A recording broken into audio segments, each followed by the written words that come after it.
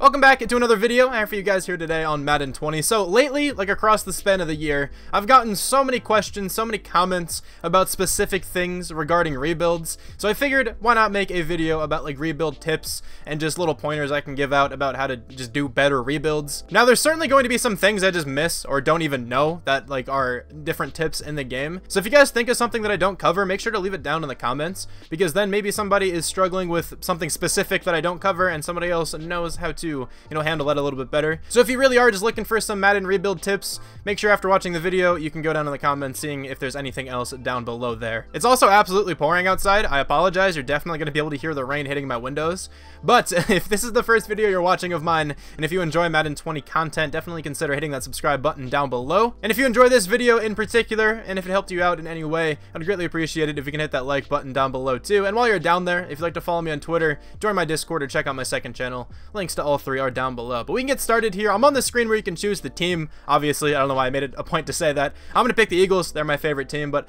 I figured I'd go through the settings I normally use in rebuilds. So I absolutely turn coach firing off. The reasoning for that is if I'm doing like a fantasy style rebuild and I'm trying to tank the first season, I don't want to be fired. I know I could just recreate another coach and join the team again, but it just saves a little bit of time in case that does happen. Obviously, I keep salary cap on. That's part of the rebuild, trying to deal with the cap. But injury and pre-existing injury, always turn those off. If you're trying to do the same rebuilds I do, if you want to do like a fully realistic rebuild, maybe then you can turn injuries on, but most people have injuries off. I also set the minimum roster size to off. This allows me to make as many trades as I want before I advance, because if I have it on 46, once I hit that number I can no longer trade anybody, so I just turn it off. I've always also put this to 15. I remember reading a couple of comments like last year or 2 years ago saying that quarter length actually mattered. I don't know if it does. It probably doesn't, but I always turn it up to 15 just in case.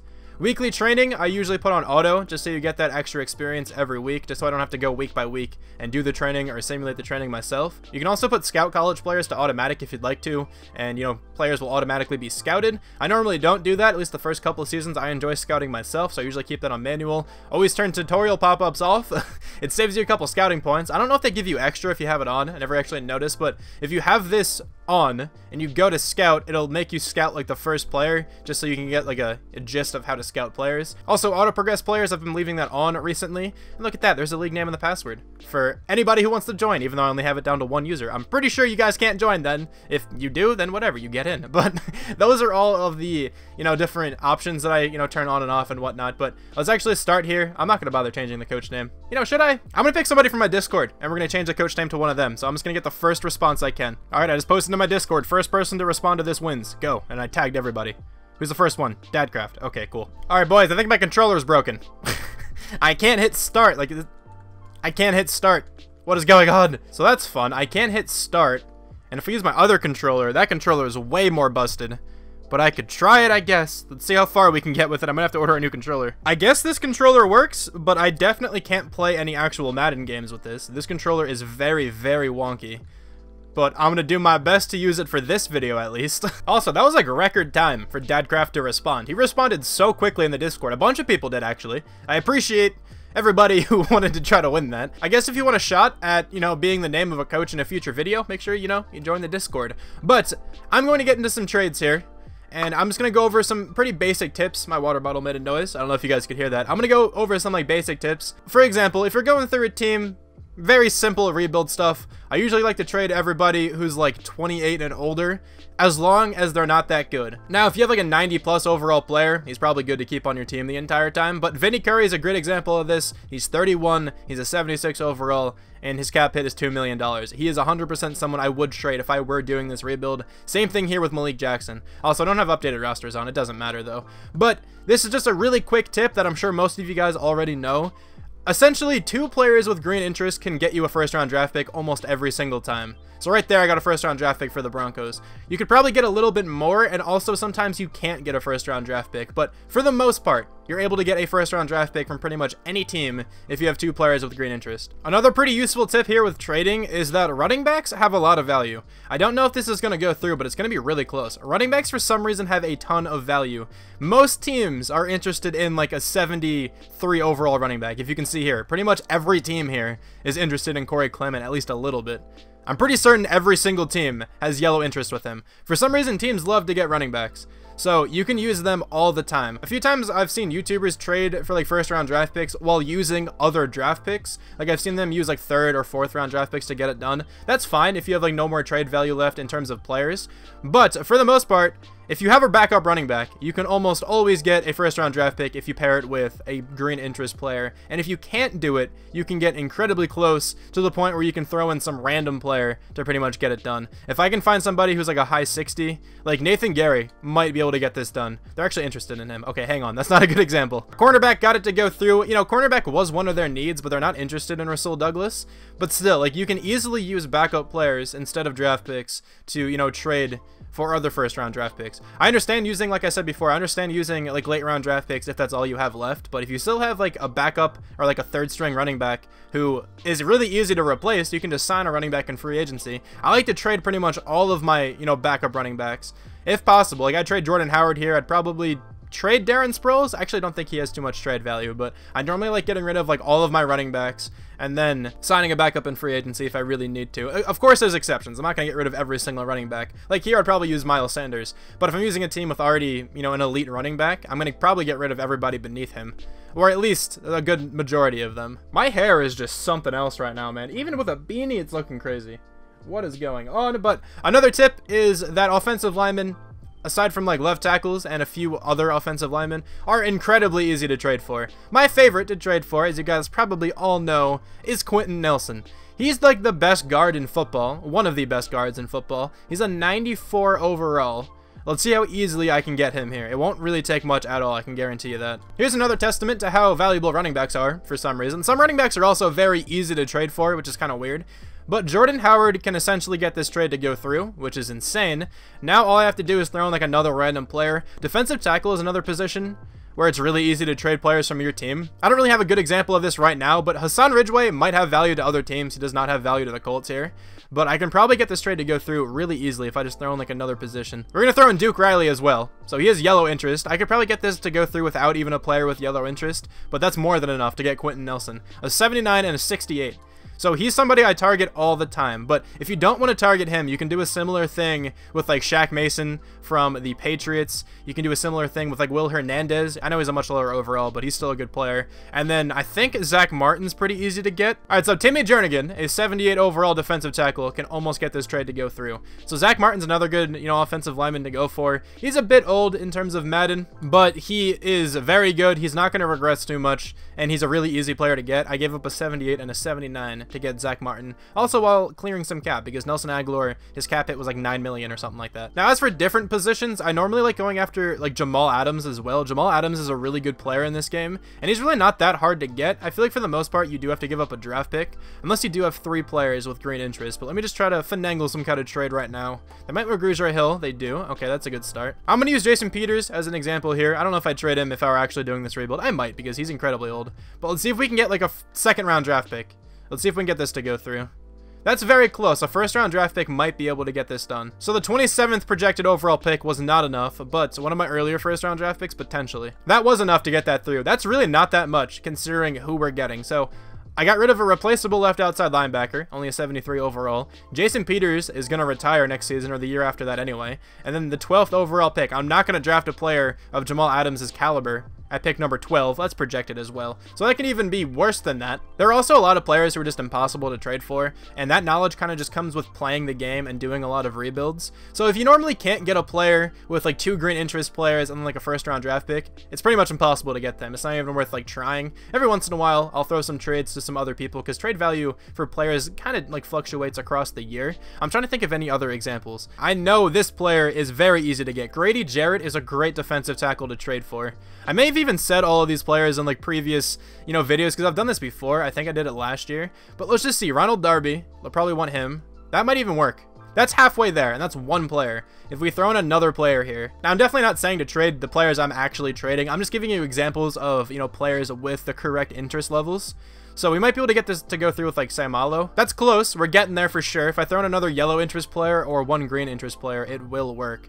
Let me find somebody who's not that high of an overall to try to like illustrate my point a little bit better. All right, so Nathan Gary has green interest here, and that's almost good. Now maybe with Sayamalo, this could actually work. That was accepted, and I'm getting rid of 3 players.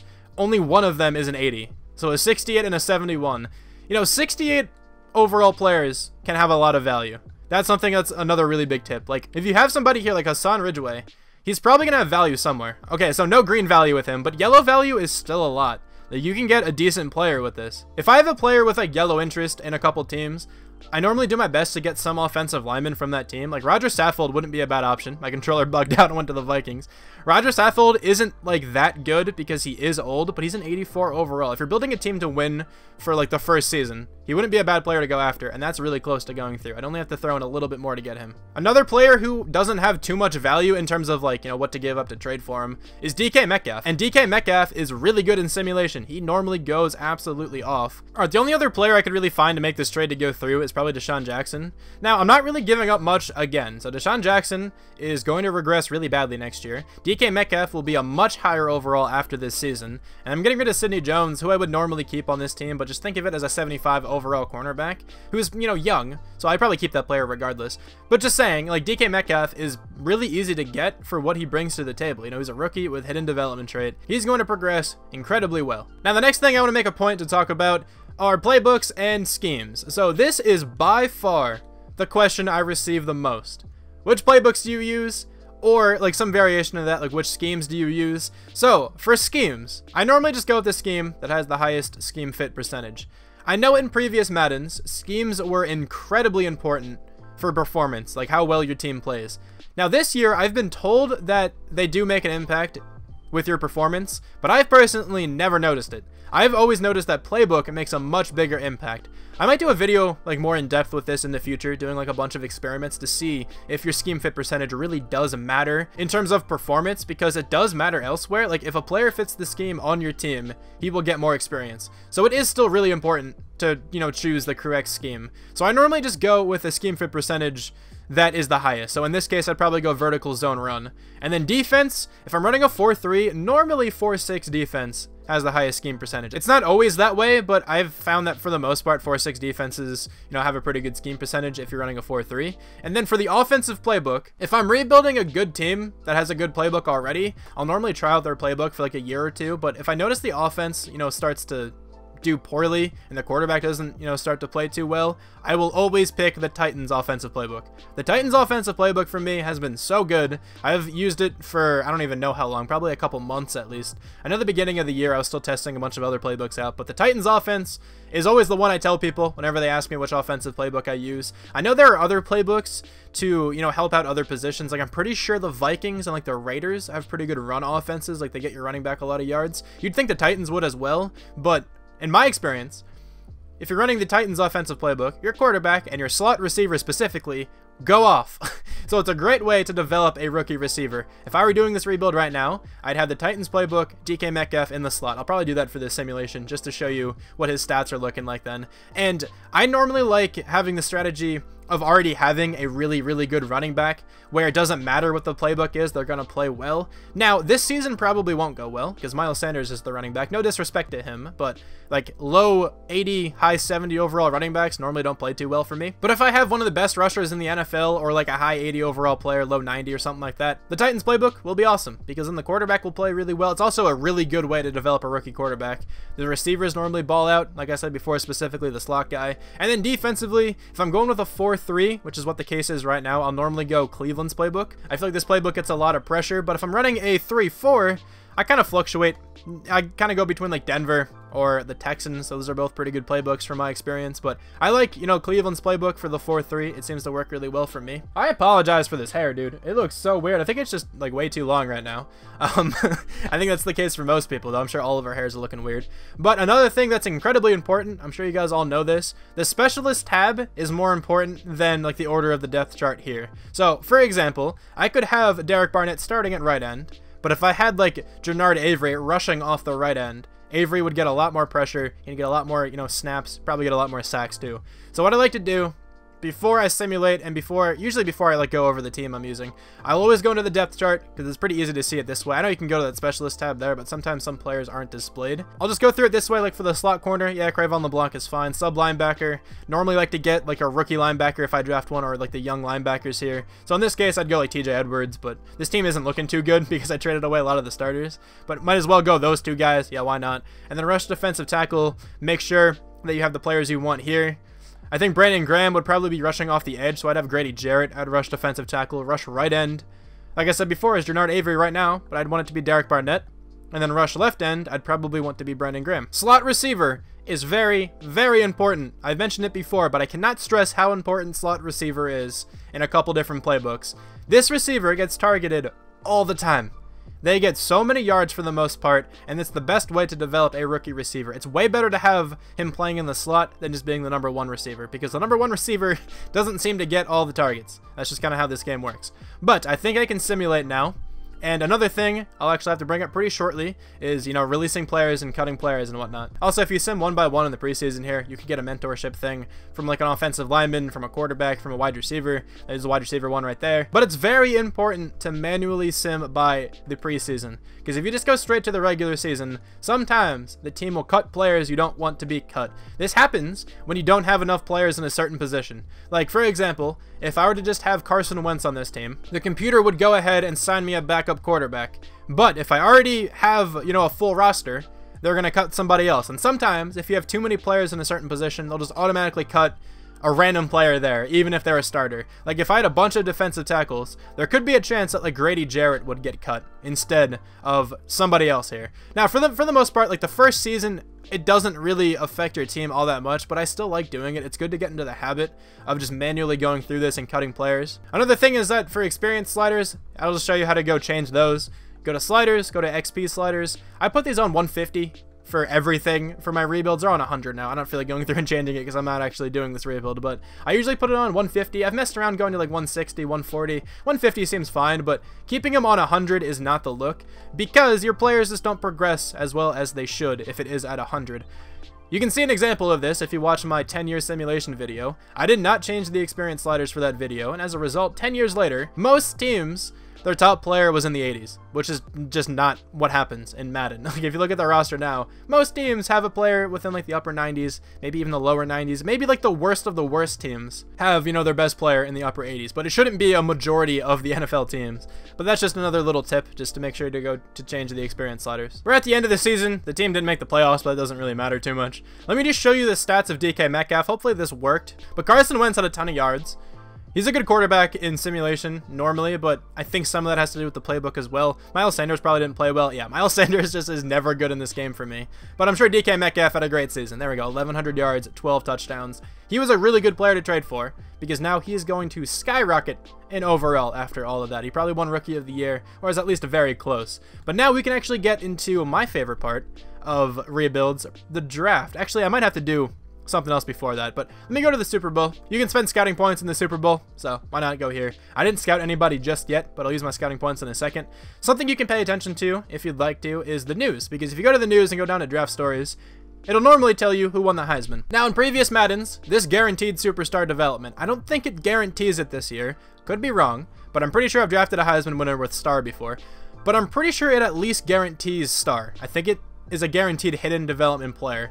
Again, I could be wrong. Don't know if it's guaranteed, but the Heisman Trophy winners are normally pretty good players. They're players you should target. Same thing with players who skip the combine. Those are normally pretty good-looking players, unless if you fully scout them, they have like a red gem. I've seen them not be good in that case, but if they have a green gem and they skip the combine, good player to go after. They're probably going to be a pretty high overall. That's just something to look forward to. And then I know at week 3, there is normally a story about like some player like coming over from a different country or switching sports or something like that. That was another thing that used to guarantee superstar. I don't think it does anymore.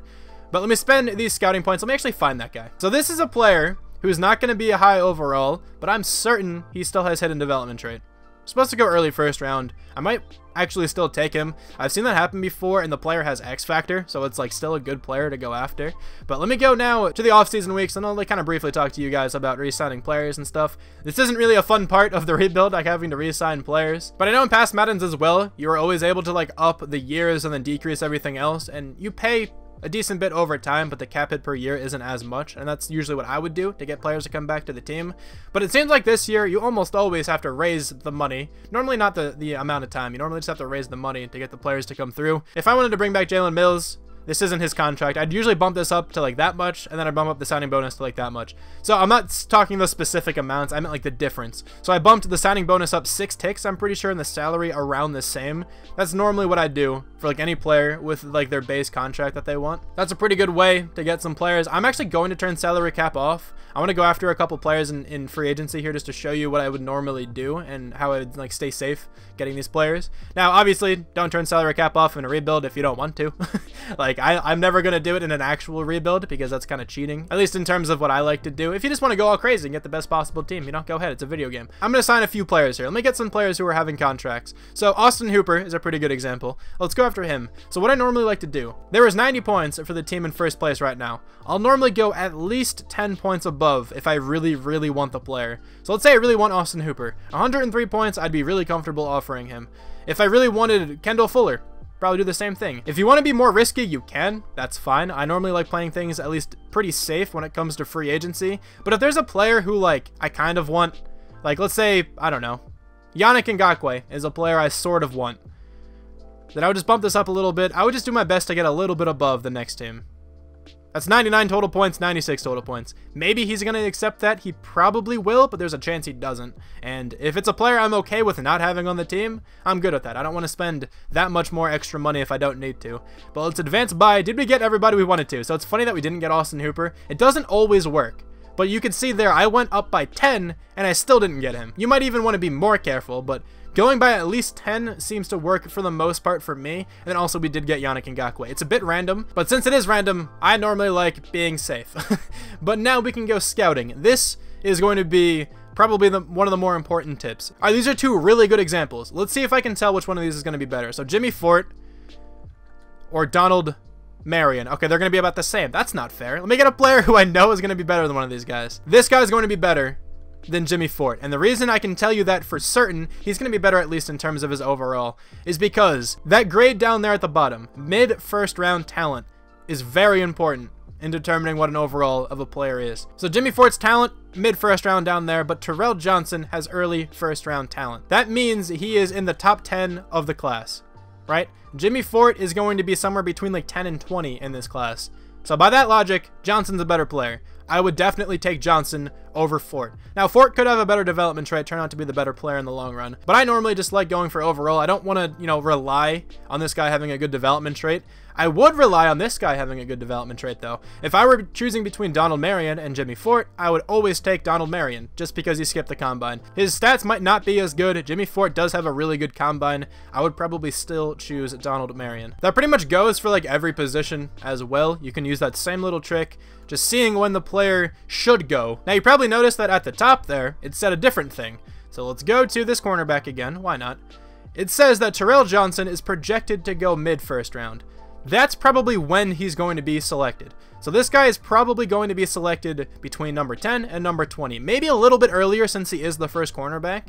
But if you see a player with an early first round projection, but like a late first round talent, it's going to be a reach. If you take him in the early first round, it will 100% be a reach, at least in terms of like Madden's reach system. But if it's like a player you need, like for example, there's not really good linebackers in this class. This guy's probably the best linebacker. Early first round projection, mid first round talent, right? So Amari Roth seems like a pretty good player. But if I had the first overall pick, let's say I really needed linebacker, and maybe the team who picks number 2, you know, would take him or something like that, I may go Amari Roth, fully knowing that it would be a reach, and that Terrell Johnson would technically be a better pick, because Johnson's probably going to be a higher overall than Roth as well. But I wouldn't be able to wait until the mid-first round to get Amari Roth when his talent is. I hope that all makes sense, because it is worth reaching on some positions based on their projection. So both of those are incredibly important. The projection and the talent. The talent tells you what the overall of the player is, or at least around where he is. The projection tells you probably when he will go. A few positions don't abide by that, like a running back. They fall all the time. Some quarterbacks will fall if there's a lot of them. Offensive linemen are pretty easy to tell who the good ones are just by looking at combine grade. I normally like scouting players with like a 5.7 and above. Now this guy is going to be better than this guy, and you can tell by the gem. Supposed to go in the second round, supposed to go in the third round. Darren Crocker is going to be a really good player, but this guy probably has normal development, because that's usually what happens with offensive linemen. Those are just things that kind of come with doing a lot of rebuilds. But another position I just really want to talk about are centers. I don't normally draft centers, because centers suck. In this game, for some reason, centers are horrible. So this guy looks pretty good, actually. Mid first round. Even with those top 3 skills, he's a mid first round talent. You know, this guy, A-, A-, B+. Early first round talent. This guy, A-, A-, B+, mid first round talent. Centers just aren't worth it.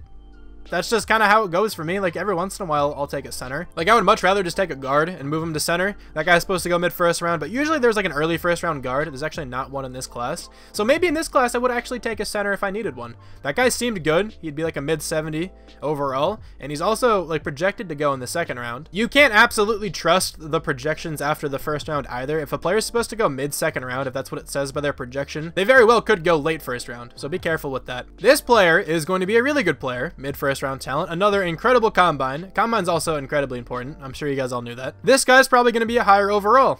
James Barber. This is another good situation. This guy's going to be a higher overall because of his talent early first round.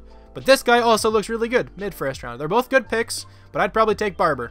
Even though he has a worse combine, he's going to be a higher overall. This is another player with a good combine. You scout him, turns out to be a really good player. Late first round, he's going to be like a 70, 71 overall player. Not bad whatsoever. All right, so like one little thing I want to mention as well in this video is trading up in drafts. You've seen me do it all the time.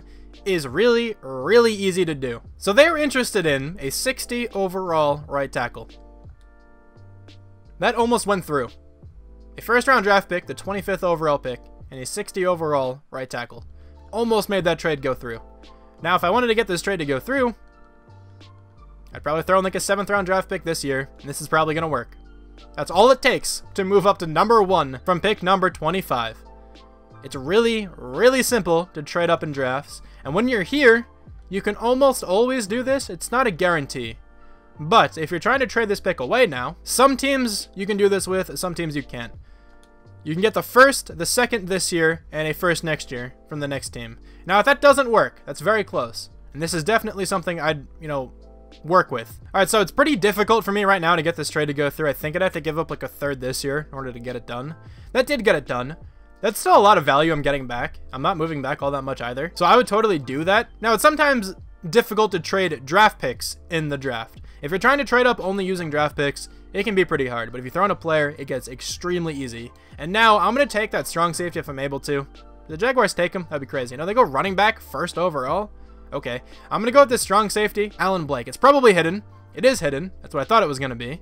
And now, I will check it out at the end of the draft here. Let me just simulate to that point. And I'm also going to show you guys those people I was talking about in the draft to show you those players are a higher overall than the other guys I was talking about. I've just kind of given up on my hair. I'm just saying. Oh, wait, we actually got both of these right tackles. That's funny. Okay, so like I said, James Barber is a higher overall than Preston Russell. This guy might have hidden just because his combine was so good. He does have hidden. I'm sure then this guy has normal. No, he actually also has hidden. Okay. For the most part, these players will have normal. I got really lucky with this guy. Those right tackles are both insane. Now this guy, let's check out his development. So I was right, it's at least hidden. It might be something really good. I feel like if the Heisman has a red gem, his development's better than star. I don't know if that's true though. It's Superstar X Factor. So this guy is a really good player. Even though he's a low overall, he's a 70, that guy's a really good player. If they win the Heisman, they're pretty much always worth the draft pick. And now, let me check out those cornerbacks I was talking about. All right, so Terrell Johnson is tied with this running back for being the best player in this class. He's a 79 overall, hidden development trait. I told you this guy would be the best corner, or better than those other cornerbacks. This guy could have star development, though. That's the risk you're willing to take, I think, if you're drafting for overall. He does have star, but I think he would progress into something pretty good just based on his overall and his stats and whatnot. He looks like a really good player. Let me check out those other cornerbacks. I forgot their names exactly, but I feel like I'll remember. Jimmy Fort. Now I don't remember. Which one was Jimmy Fort? This guy could have been the one with the good combine. Who skipped the combine, though? I forgot who that guy was. I'll be able to check this in editing and stuff like that, but let me see what his development trait is. He is Superstar, so if you skip the combine, that's pretty right with what I said about them having a good development trait. So he has Superstar. Alright, he just has Star. So if that guy skipped the combine at the bottom, I feel like he did. I could be very wrong, but I feel like he did. Then that kind of just shows it, but if he didn't, whatever, it doesn't show it, but at least that hidden. I think that's going to do it here for this video. I hope this was helpful. But like I said at the beginning, in the comments down below, post anything that you think would be helpful if I didn't cover it in this video. I did my best to cover as much as I could. But thank you guys so much for watching. I really hope you enjoyed, and I'll talk to you guys soon. Bye.